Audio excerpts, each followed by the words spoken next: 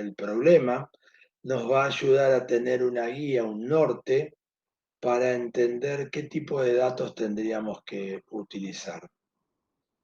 ¿Ven cómo un paso me va dando la información del paso siguiente? ¿Y por qué le damos este orden y no otro?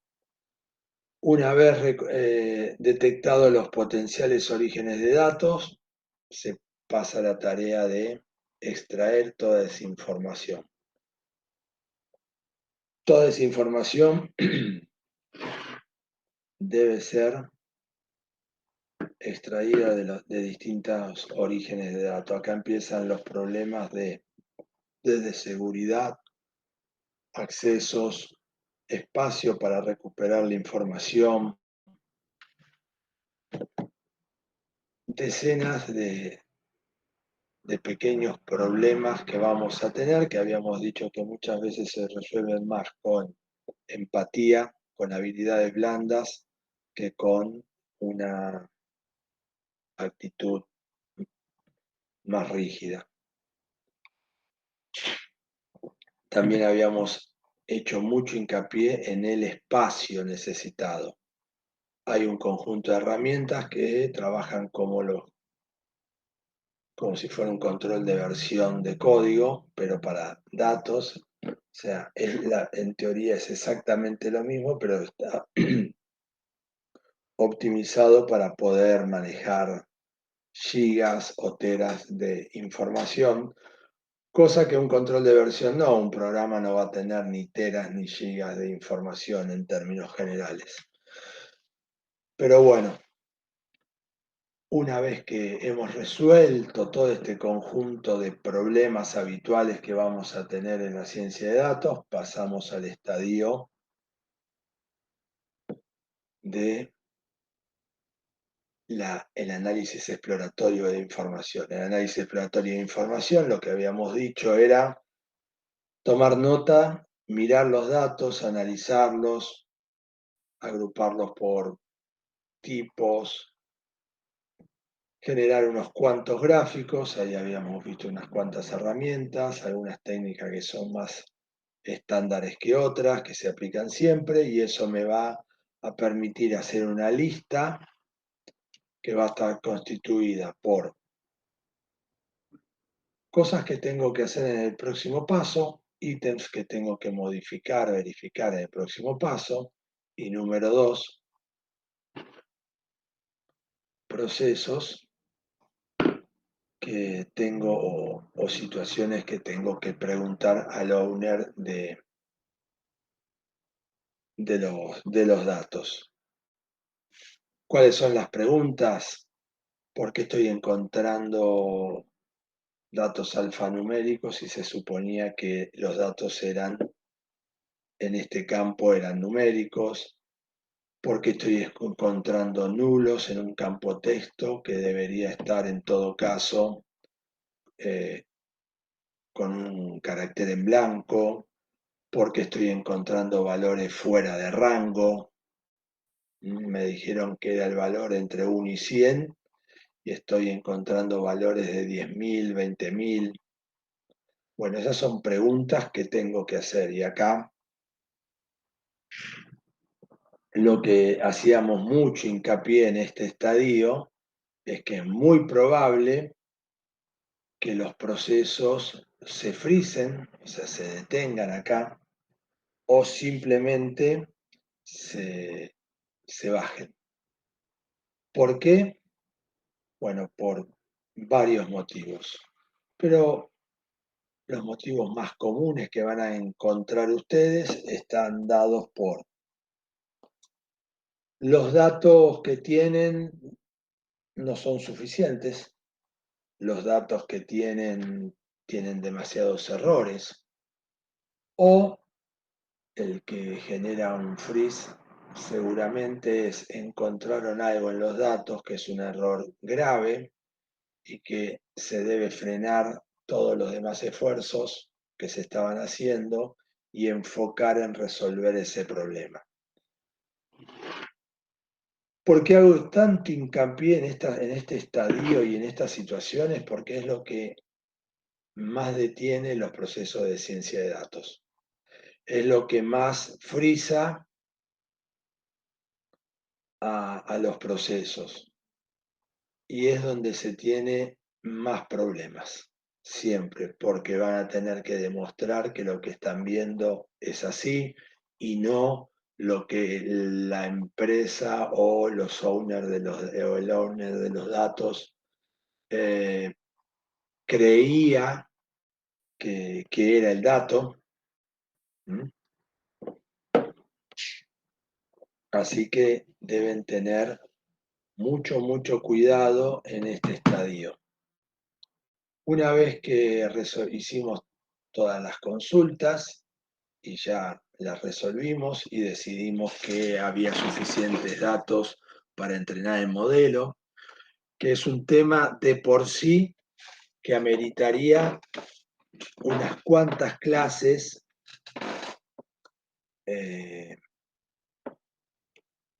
de, de trabajo.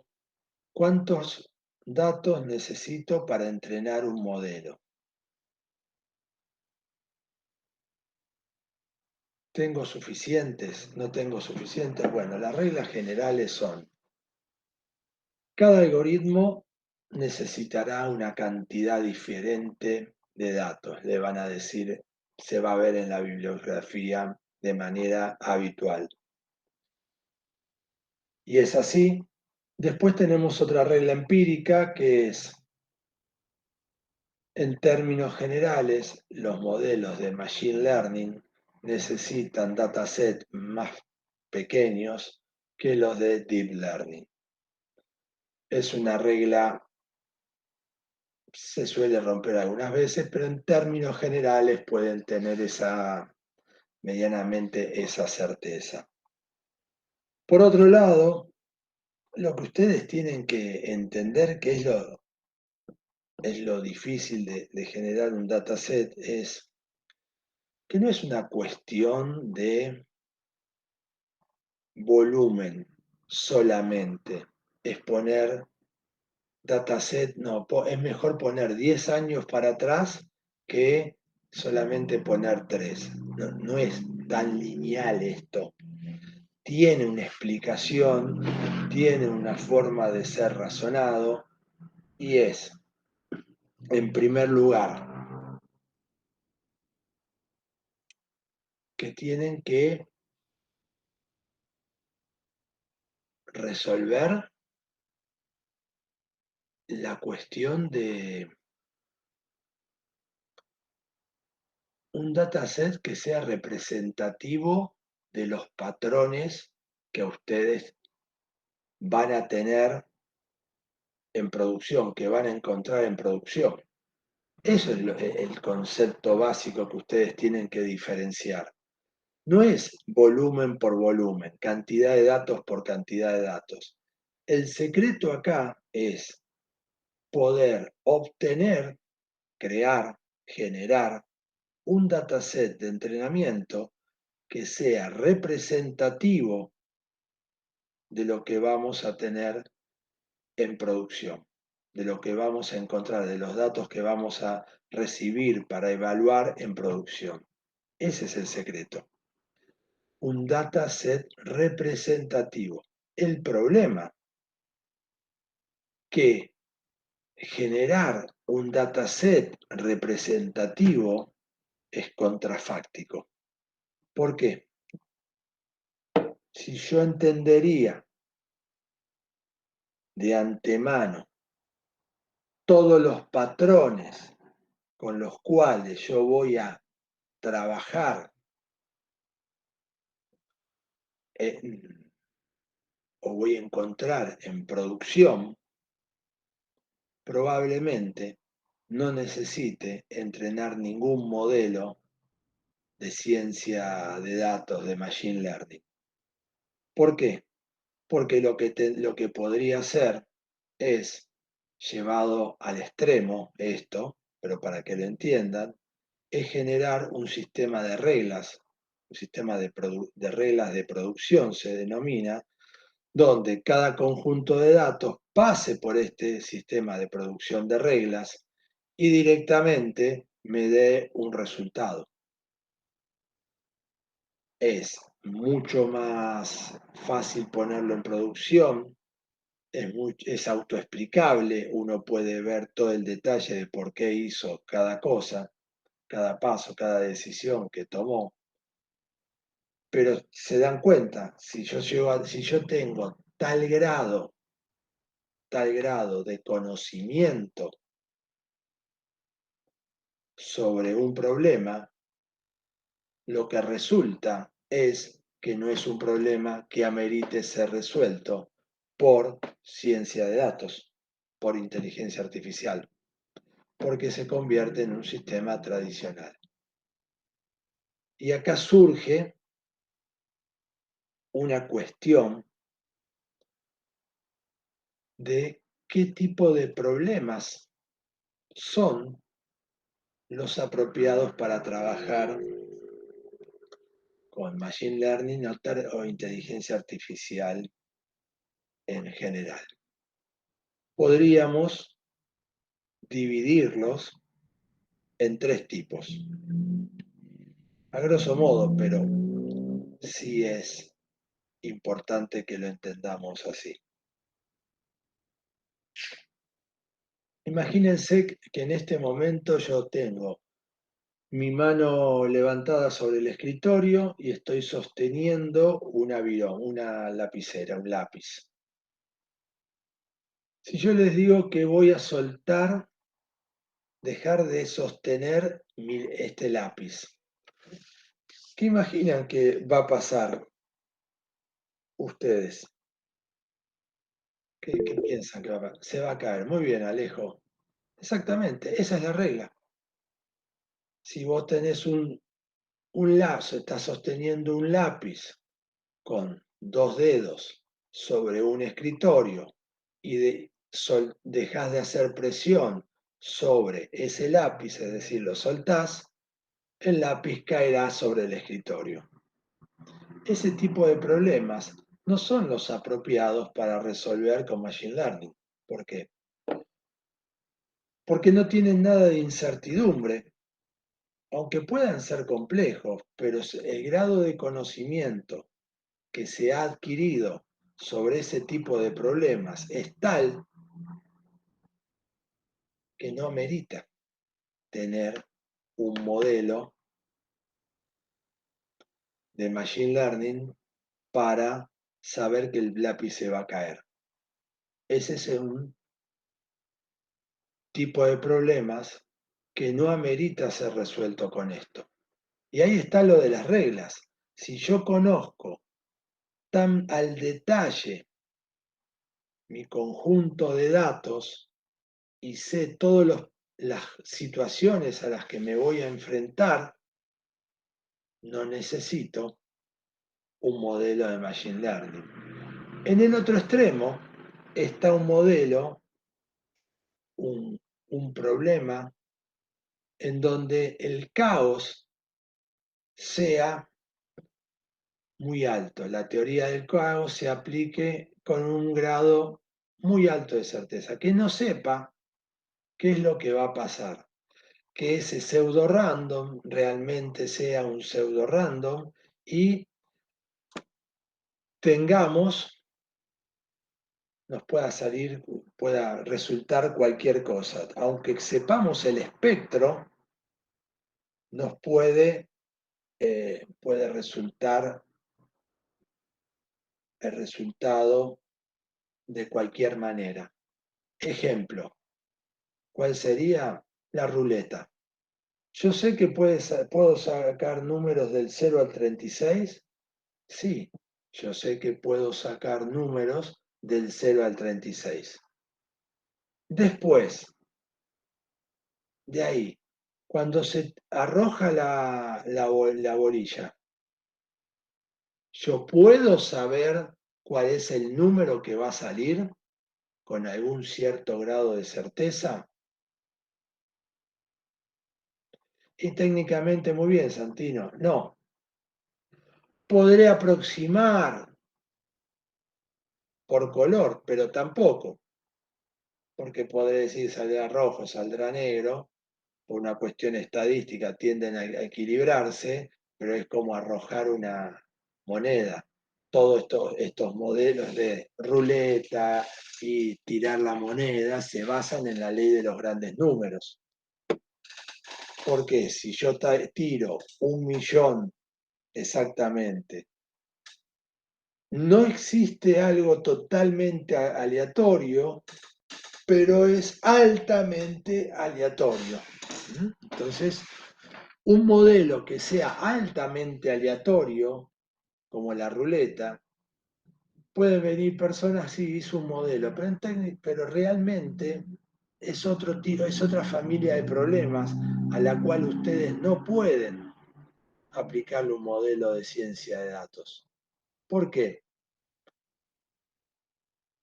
Porque intuitivamente entienden que la probabilidad de que me dé un valor, un resultado real, es resultado esperado, es muy poco probable. Así que lo que me queda en el medio, con el trading es similar y ahí es un poco, es menos aleatorio. Eh, con el trading algorítmico, Santino. ¿Por qué? Porque en el corto plazo es muy aleatorio, en el mediano plazo es menos aleatorio y en el largo plazo es menos aleatorio. Paso a explicar. Poder predecir los movimientos cada 15 minutos del valor de una acción puede ser muy aleatorio, aunque hay modelos y hay libros y libros y libros y libros que dicen que han logrado eso. En primer lugar, ya hay algo que la experiencia te diría. Si vos, Santino, lograste descifrar al mercado y poder decir en un lapso de tiempo muy corto que lo podemos llevar de un día para el otro y tener un rendimiento sistemático de que vas sabiendo lo que va a pasar y lo podés mantener en el tiempo, ninguna persona en su sano juicio escribiría un libro en tal sentido. ¿Por qué? Porque encontraste el santo grial. Vos no vas a querer publicar eso, vos te lo vas a querer guardar, solamente vas a programar ese modelo, lo vas a conectar a algún trader y te vas a sentar a ver cómo se incrementa tu cuenta bancaria. El punto con el trading es que en el fondo tiene un uso del sentido común. Hay las personas que hacen trading, en el fondo, aunque puedan tener, cuando se habla de burbujas, momentos de locura colectiva, psicología de masa se llama eso, que es Gustav Le Bon el que lo definió, tarde o temprano todo tiende a ordenarse. ¿Por qué? Porque no va a crecer indefinidamente el precio de una acción de una compañía que no está produciendo nada.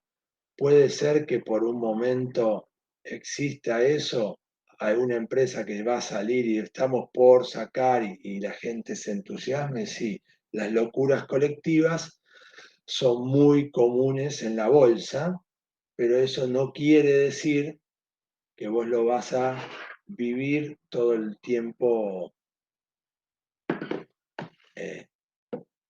va a durar todo el tiempo. Es por eso que yo digo que en el corto plazo es más tirar una moneda. Lo que sí se puede hacer es entender una tendencia. Está subiendo, está bajando, está corriendo de manera lateral. Es más fácil eso que saber exactamente cuál es el próximo salto que va a ser. En el mediano plazo o en el largo plazo, el estudio de las variables fundamentales de una empresa, de una industria, de una región, de un país, te da una certeza mayor de cómo va a trabajar cómo va a funcionar esa empresa. Entonces, el costo de la acción de esa empresa es mucho más predecible.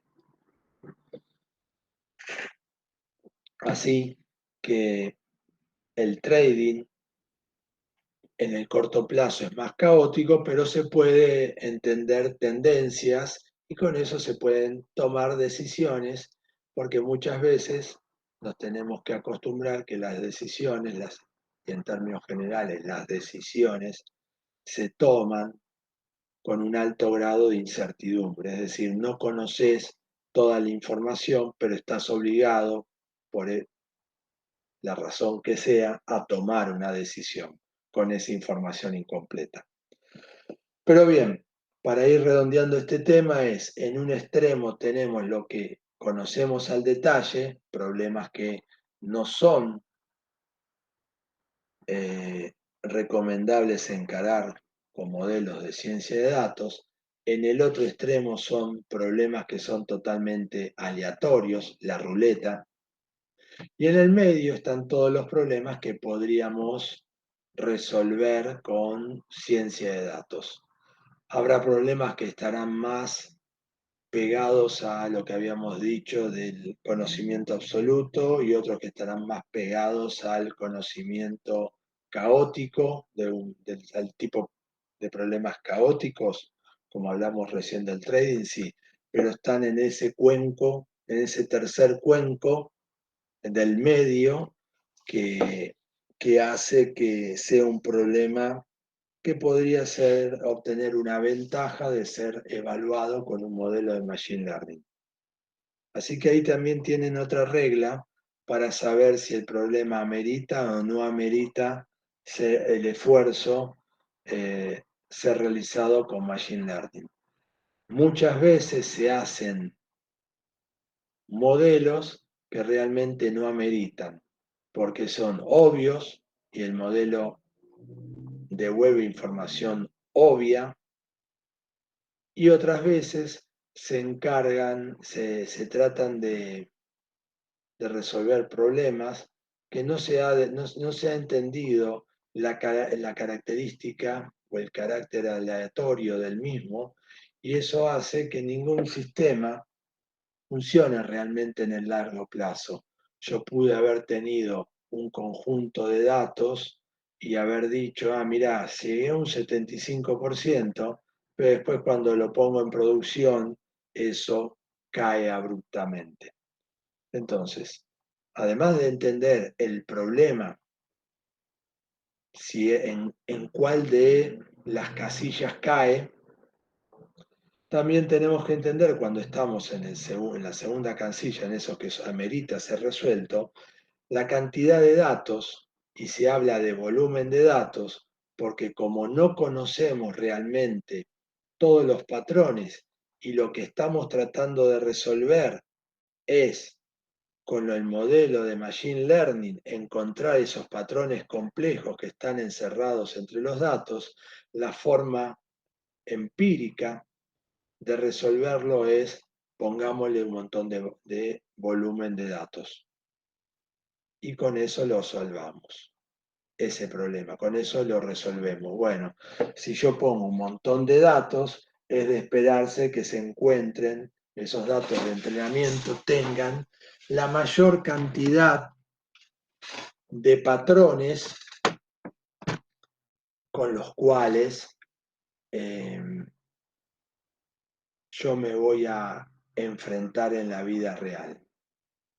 Comentario al margen, existe un área de la estadística que hace análisis de este tipo. Uno podría enriquecer su análisis del dataset un estadio antes de empezar a entrenar el modelo, si tomaría alguna de estas técnicas. Pero en términos generales, no, es como que cuando después trabajás con ellas, siempre ves lo mismo. Te aparecen cosas que no habías visto con estos modelos. Procesos estocásticos, nada que ver. La materia de la Facu que ve esto tiene... Exacto. ¿Qué es un proceso estocástico? ¿Alguien lo recuerda?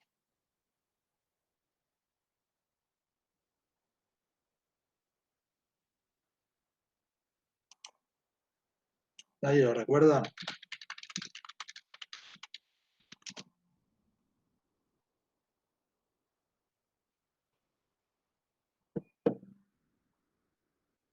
No recuerdo, ¿no?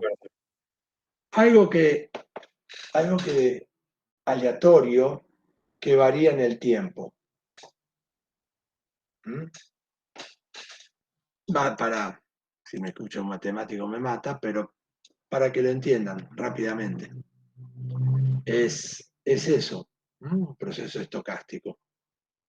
Varía en el tiempo, pero si esa variación es medianamente constante y conocida, yo puedo trabajar con un modelo de ciencia de datos. Entonces, acá vamos a definir algunos conceptos y vamos a extraer algunos conceptos interesantes para poder entender más en detalle por qué se hace lo que se hace. En primer lugar, ¿por qué estoy tomando información, mucha información para entrenar los modelos? Porque trato de, en ese conjunto de entrenamiento, trato de incluir la mayor cantidad de patrones con los cuales yo me pueda encontrar. Pero per se el algoritmo no necesita esa cantidad de datos y podría ser reducido a un conjunto de datos mucho menor si yo tengo la certeza o la semicerteza de que el conjunto que le estoy dando más reducido también mantiene todos los patrones. Tiene representado internamente todos los patrones que me voy a encontrar en producción. Entonces eso es una nota de color en el conocimiento de Machine Learning muy importante y lo que los va a diferenciar para aproximarse a, a la resolución de problemas de Machine Learning.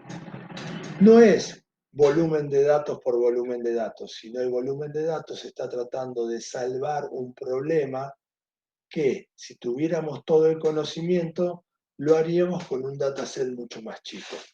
Punto uno que tenemos que entender. Punto dos, que se deriva de esto, es si yo estoy tomando datos hacia atrás, es decir, datos históricos, y yo entiendo un concepto básico de los datos, que los datos los tendríamos que entender, aunque suene extraño, como una entidad viva, o sea, cambia en el tiempo, y esos modelos o ese rango de valores o patrones que estaba en el pasado, no necesariamente lo vamos a poder encontrar en el futuro. Y es por eso que los modelos tienen fecha de caducidad. Cuando ustedes entrenan un modelo, ese modelo no es un modelo que va a quedarse en producción ad eternum. Es un modelo que va a tener un periodo de validez. Y luego, seguramente, se tendrá que o reentrenar el mismo algoritmo o ser reemplazado por otro algoritmo. Ahora la pregunta que viene es, ¿cada cuánto tengo que reemplazar ese algoritmo? Y el problema es que nadie lo sabe a ciencia cierta. ¿Por qué? Porque nadie sabe a ciencia cierta cuándo va a cambiar el patrón, los patrones que encerraba el problema en cuestión. ¿Los mareo mucho o lo van entendiendo todas estas cuestiones que son más filosóficas pero son centrales para tener los conocimientos firmes de ciencia de datos? Ok, gracias Alejo.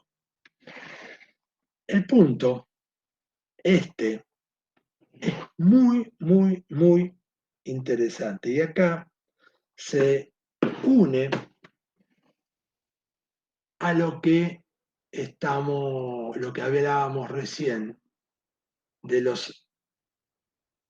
del trading algorítmico, ¿no? De hacer, eh, predecir el valor de una acción o de un futuro, de lo que sea, y adelantarme al movimiento o comprar y vender y así hacer una diferencia. ¿Cuál es el punto? ¿Por qué cambian los patrones? Porque en el fondo cualquier dato, no importa qué tipo de dato, en algún lugar de la cadena hay algún proceso estocástico que yo no estoy pudiendo contemplar o entender. Puede ser procesos económicos, puede ser por cambios de comportamiento en las personas, puede ser hechos como si no son hechos de la naturaleza, cambio climático, inundaciones, procesos de sequía, lluvia, terremotos, guerras. Hay un montón de cosas que pueden afectar indirectamente a el cambio de las características de los patrones en los nuevos datos que estoy recibiendo para evaluar, que es tan amplio, pero tan amplio, que yo no lo podría meter en un modelo, si no tendría la máquina de predecir el futuro. ¿Entienden?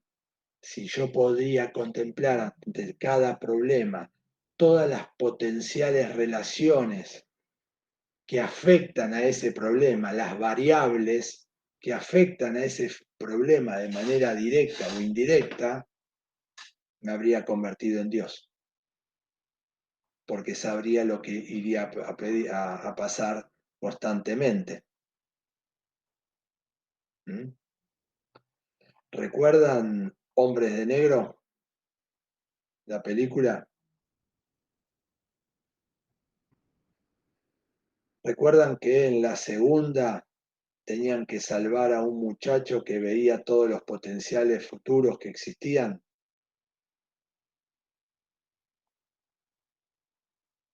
Bien, ahí está el problema.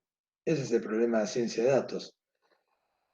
Vos tenés millones de potenciales futuros. Hay algunos que son más probables que otros.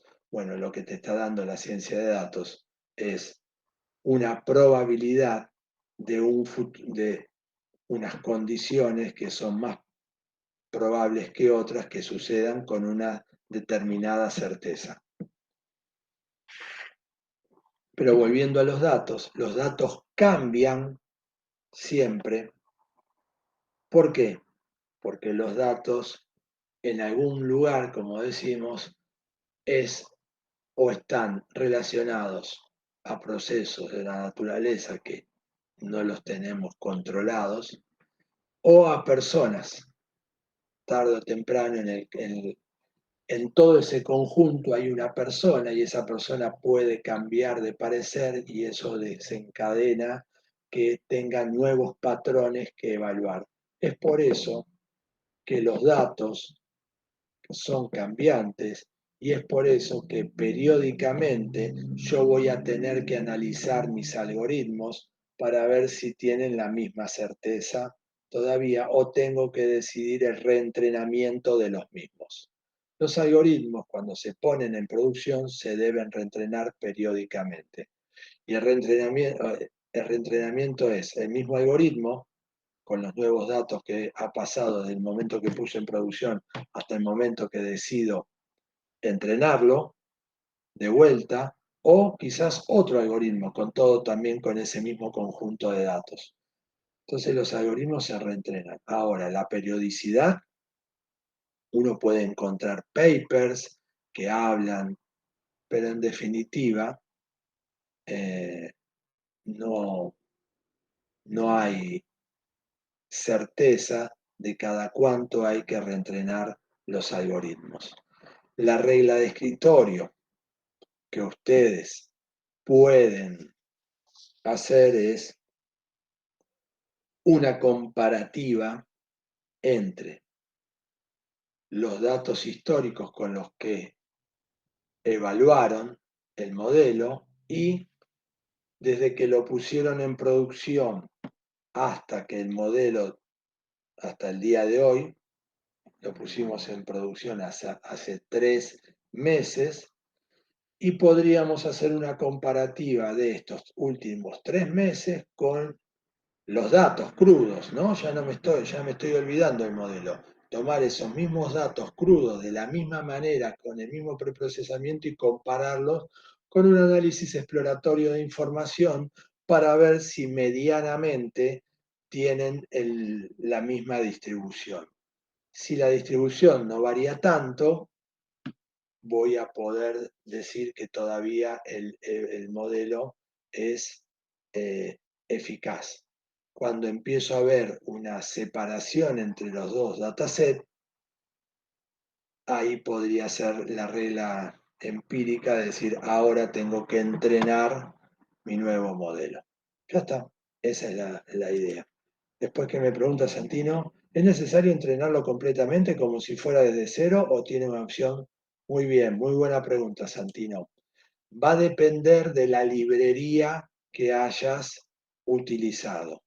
Hay librerías que no tienen esa posibilidad. Directamente le tenés que agarrar el dataset con lo que habías entrenado, agregarle este pedazo y, y entrenarlo todo de vuelta.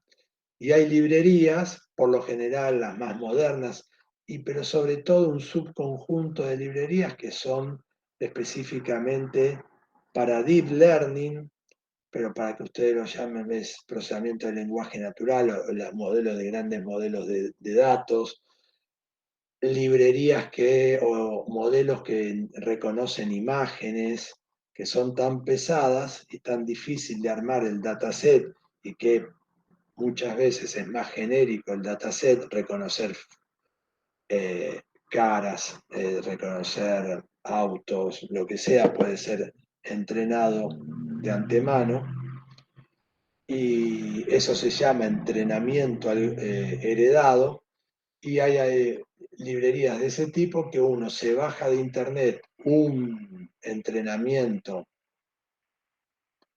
estándar, uno que ya se ha entrenado en Hugging Face, es un lugar donde se caracteriza por eso y las librerías de Transformers trabajan con ese parámetro en términos generales, que se bajan el modelo ya entrenado, es decir, cuando yo digo el modelo entrenado, se baja en un archivo con un montón de pesos, que es el entrenamiento o los embeddings o lo que corresponda, se baja en un archivo que fue el entrenamiento realizado por una compañía X.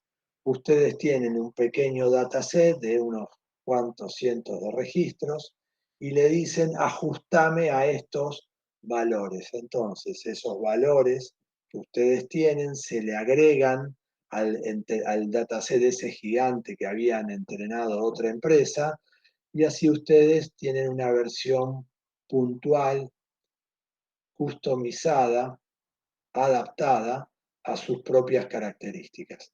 Así que Santino, eso depende de la librería, pero que existe, sí existe y cada vez es más frecuente.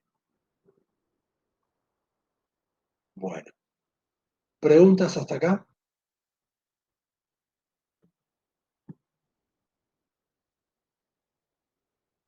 ¿No? Bien.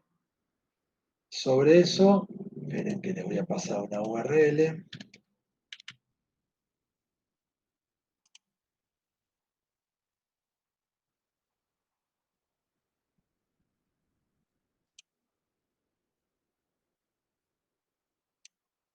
Acá es un buen lugar para que empiecen a,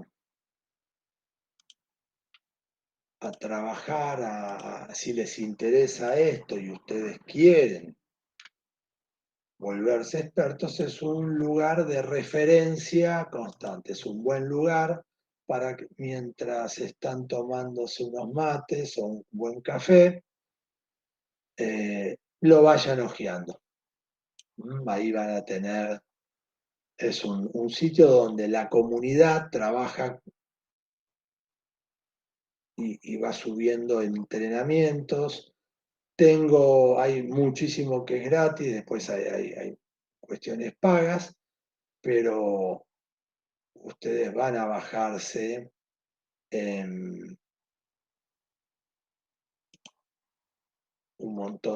pueden bajarse un montón de modelos eh, y evaluarlos y trabajar y ver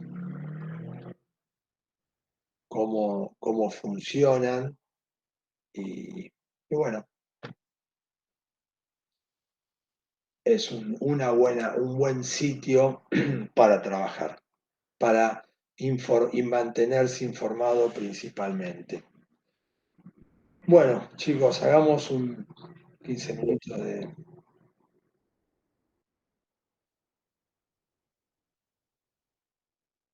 Claro, es esto, este es el sitio. No es muy recomendable, es el sitio. Este sitio sumado a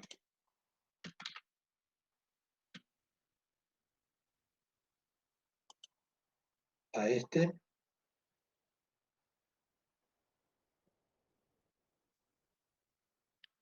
que es donde hay competencias y hay lugares donde las personas suben también explicaciones. Esos son dos sitios donde ustedes tendrían que, ¿qué más? No, esos dos sitios donde ustedes tendrían que estar chusmeando, revisando, hay mucha información, muchos ejemplos y lo pueden trabajar bastante bien con eso.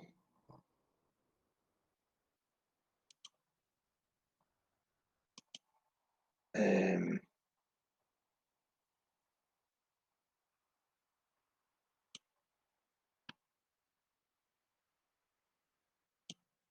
no sé si tienen alguna pregunta más. Entonces, si cuarto nos vemos de vuelta y hablamos un poco de los trabajos.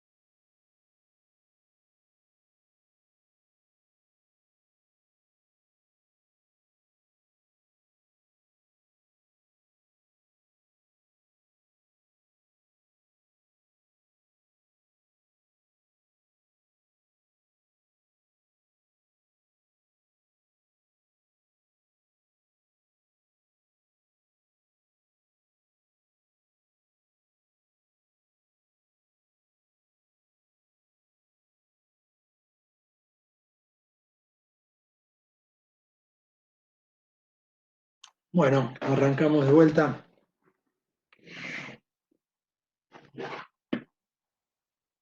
¿Quién quiere comenzar con mencionando el trabajo que quiere realizar?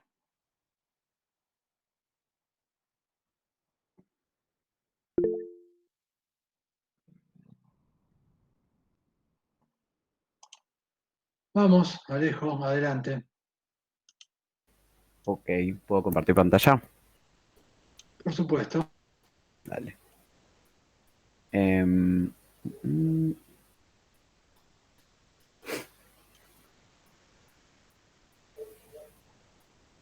Ahí se ve. Ahora sí. Buenísimo. Eh, Nosotros estuvimos buscando un par de ideas, tuvimos varias ideas falladas. Lo que hicimos, como nosotros no teníamos ninguno, un trabajo donde podamos usar los datos de nuestro trabajo, porque en mi caso, por ejemplo, son datos privados de personas que sería altamente ilegal usar. Eh, Entonces agarramos y decidimos buscar competencias de Kaggle, que era como lo más parecido a tener un dataset que no sea de juguete y a la vez no tirarnos al vacío con datos que no sabemos de dónde son. Entonces, cuando empezamos a hacer eso, también tuvimos ideas fallidas en el sentido de que por ejemplo, encontramos competencias donde nuestras máquinas, ya sea corriendo local o usando el Google Colab con la cuenta de la Facu, que te da una compu bastante buena, no nos alcanzaba igual la memoria para cargar siquiera los datos, ni hablar de eh, hacer modelos con ellos, ni hacer nada, de hecho, no podíamos ni cargarlos. Y finalmente encontramos uno que nos gustó mucho, que es el que quiero mostrar acá, que era una competencia de música, donde el chiste era eh, predecir los géneros. Y lo que hicimos fue hacer un poco de análisis exploratorio de datos. No sé si querés que muestre esa parte. O Sí, o si no, hagamos una cosa. sí, Contanos de qué es lo que qué es lo que están haciendo, así tenemos hoy, si hay algún otro grupo más quiere hablar, que pueda hablar, y si no, lo mostrás. dale, Danos una primera dale. apreciación. Lo que hicimos fue investigar para ver si era algo posible hacer la predicción. Encontramos algunas dificultades que todavía no sabemos muy bien cómo vamos a resolver, pero que creemos que igual se pueden resolver. Eh, lo primero, o sea, lo único que hicimos así en general fue analizar el dataset con las herramientas que estuvimos viendo acá en clase y eh, también nos dimos cuenta que este dataset, por más de que en la competencia no se dice por razones de que nada, no quieren, es bastante obvio que sale de Spotify, la plataforma para escuchar música. Em, Porque si vas a la API de Spotify, por ejemplo, para sacar las features de una canción, literalmente la API de Spotify te devuelve con las mismas palabras que nosotros tenemos como datos, como features, los datos de la canción. Em, pero nada, estuvimos haciendo eso. ¿No? Nos pareció bastante divertida la idea de predecir géneros de música a partir de datos tabulados, porque lo que sí se hace mucho es predecirlo a través del espectrograma de la canción, por ejemplo.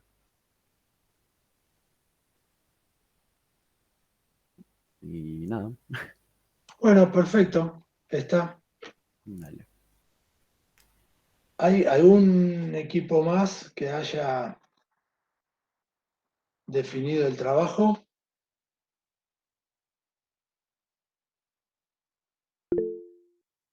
Melina. Buenas, profe. Nosotros todavía no empezamos a trabajar en sí con el proyecto, pero anduvimos explorando como dos ideas, que una era la interpretación de imágenes, más que nada en el sentido de interpretar emociones. Que viendo ahí en la página que nos pasó, también hay varios modelos que ya realizaron intentaron resolverlo. Y después otra idea era más también con el análisis del sentimiento, pero en texto.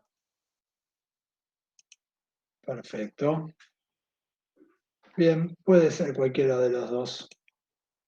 El primero es un poco más complejo que el segundo, pero sí se pueden hacer los dos.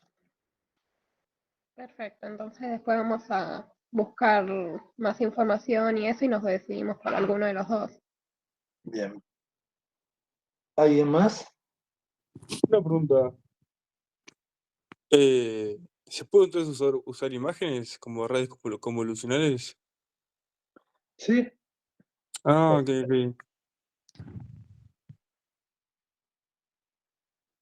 Aunque no sea estrictamente, pero sí se puede, no hay inconveniente.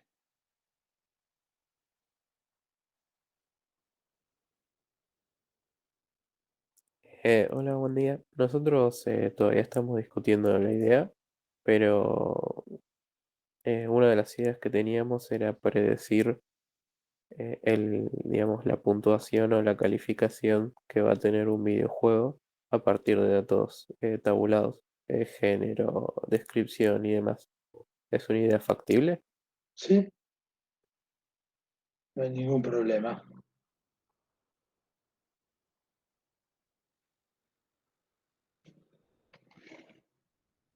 Buenas, nosotros estábamos pensando que podríamos predecir salarios de trabajos relacionados con ciencia de datos, la idea que tenemos de momento. Bien, buen trabajo. ¿Algún grupo más? O aunque no hayan pensado saber, nosotros no pensamos nada, díganlo. Nosotros habíamos pensado predecir el precio de criptomonedas basándonos en precios anteriores y más información que encontramos en un dataset de Kaggle. Muy bien. Nosotros habíamos pensado en un dataset para predicción de transacciones fraudulentas o para predecir el precio de un inmueble según los datos del mismo inmueble. Pero ahora queremos analizar la posibilidad de usar algo en imágenes también. Está bien. ¿Qué más?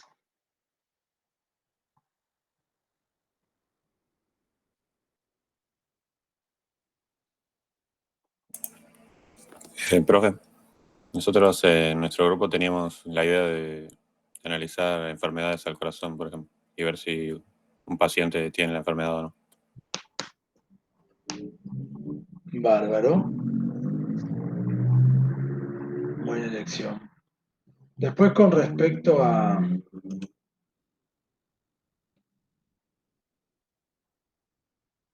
la parte de imágenes, pueden utilizar datasets entrenados y lo único que tienen que demostrar en el trabajo es que ustedes ajustaron ese dataset con un conjunto de imágenes propias.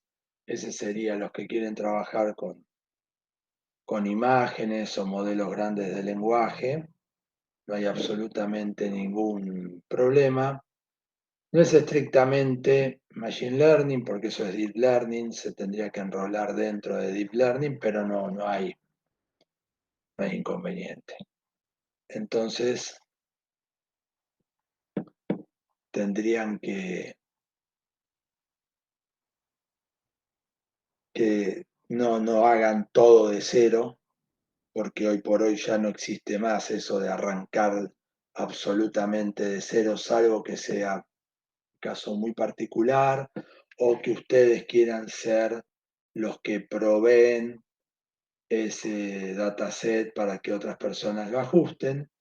pero el trabajo habitual que van a tener que encarar es el que les acabo de mencionar. Van a ir a Hugging Face o sitio similar, buscarán el dataset ya entrenado con el algoritmo, lo bajan y después ustedes lo único que hacen es lo optimizan, lo ajustan con su propio dataset, con su propio conjunto de datos. Entonces, ahí lo resuelven. Igualmente, ahí el punto que tienen que ver, que aunque no se necesita la misma capacidad de cómputo que para entrenar el modelo completo, sí siguen necesitando bastante capacidad de cómputo.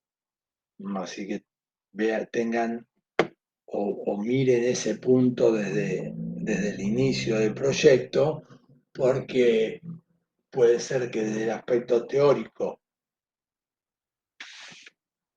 vean que lo pueden hacer de punta a punta.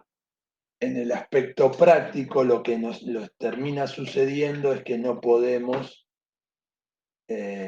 sacar salvar esa situación de tener que resolverlo de tener la cantidad de esfuerzo de cómputo que tenemos que tener para poder resolver ese problema. ¿Mm? Así que eso es un punto a tener en cuenta. Sí, Marcelo.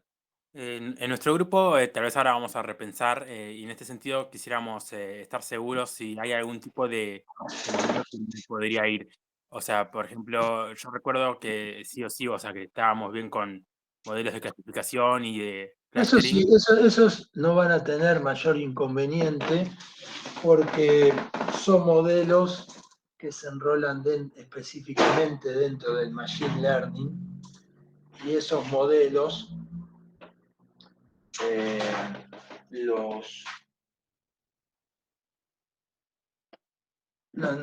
no son tan complicados de entrenarse, ¿entendés? Y no vas a tener mayor inconveniente con eso. Los de entrenamiento de imágenes y todo eso, ahí sí vas a tener un poco más de desafío para trabajar. Pero los de clasificación, categorización, con dataset que vienen de Kaggle o que se construyen ustedes, no deberían tener problema. Pero no hay ninguna restricción en el tipo de modelo En el modelo no, por supuesto. Yo lo único que les digo es en la parte de la cantidad de esfuerzo de cómputo que necesitan, ¿no? Ese es el punto a tener en cuenta. Perfecto. Igual más que modelo me refería al problema. No hay como restricción en los problemas que Al tienen. problema no, al problema es que el problema que ustedes quieran. Perfecto. Muchas gracias.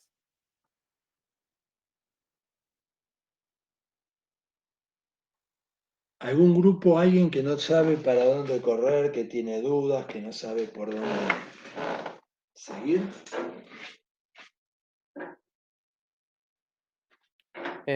Yo quería hacer una pregunta más. Sí, todas las que vos quieras. Todavía tipo está la idea esta de videojuegos que comenté, pero no tenemos definido. Más o menos tendríamos que igual cerrarlo durante esta semana, ¿no? Ya. Y sí, sería mejor que lo vayas cerrando ahora para poder trabajar tranquilo y no tener ningún sobresalto, ¿no? Sí, sería apropiado. Ok, podemos preguntarte por un mail si definimos alguna idea, si está bien encaminada. Sí, por supuesto. hmerlino@fiuba.ar. ¿Lo escribís en el chat así? Sí. Gracias.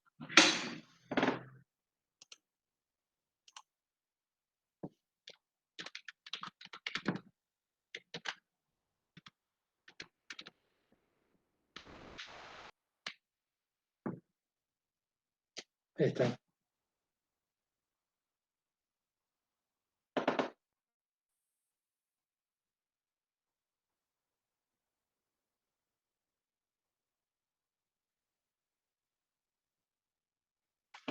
Bueno, gracias. Entonces, cualquier cosa te preguntamos. Perfecto.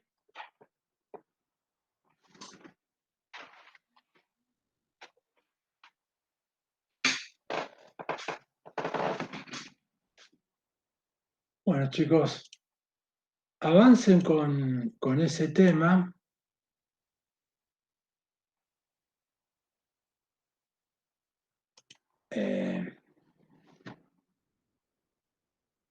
De buscar y cerrar la propuesta. Ahora que la dijeron y la pudieron expresar, escríbanla en media carilla. No es para presentármela necesariamente, sino para que ustedes entiendan lo que tengan bien en claro y bien presente lo que quieren hacer. ¿Está?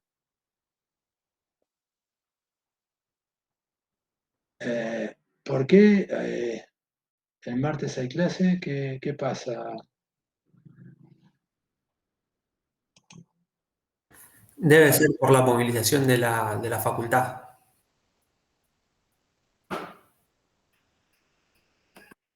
Sí, yo coincido con la movilización, pero voy a dar clase, o sea, no nos van a ganar. O sea, si nosotros no damos clase, le estamos dando argumentos para que hablen. Hay que hacer la movilización y además hay que dar clase. Excelente, profe. Muchas gracias. Porque si no, nos mirá, no, todos vagos, no estudian, no trabajan, no dan clase, ¿viste? Entonces no le tenés que dar.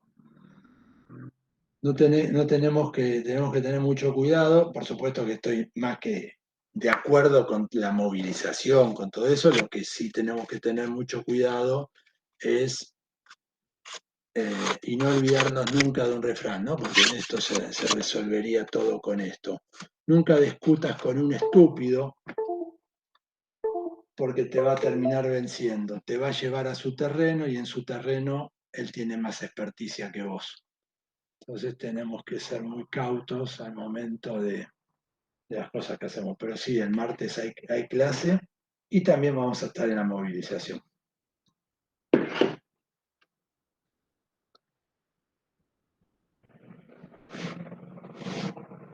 Bueno, chicos, nos vemos el próximo martes.